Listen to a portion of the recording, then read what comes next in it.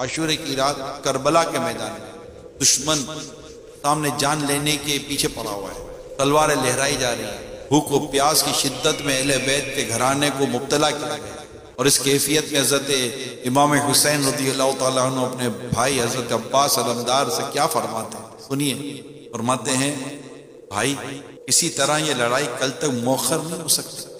वजह कहते हैं कि और आज की रात हमें अल्लाह पाक की इबादत के लिए मिली।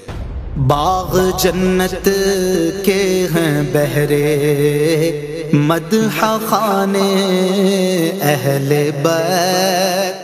अल्लाह करीम खूब जानता है मुझे नमाज, तिलावत, कुरान और कसरत के साथ दुआ मांगना, इस्तिग़फ़ार करना बहुत पसंद है।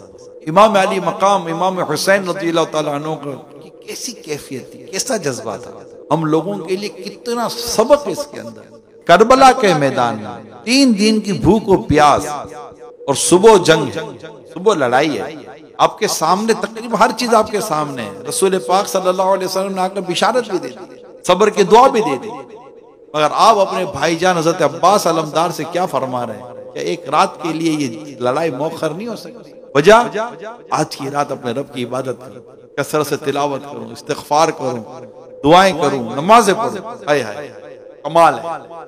करबला के मैदान में अहले खाना के साथ पता है कि कल जो कुछ होना है मुझे शहीद कर दिया जाएगा, भाई भतीजे सब शहीद हो जाएंगे, दोस्त अहबाब शहीद हो जाएंगे, मगर तमाम तर कैफियत कुछ याद नहीं, यानी जो कैफियत है वो ये है कि मैं अपने रब की इबादत करूं। ये है मेरे मौला अली शेर खुदा करमहुल्लाह ताला वजहुल करीम की तरबियत के शाहकार, बीबी फातिमा रज़ियल्लाहु ताला अन्हा की तरबियत के शाहकार।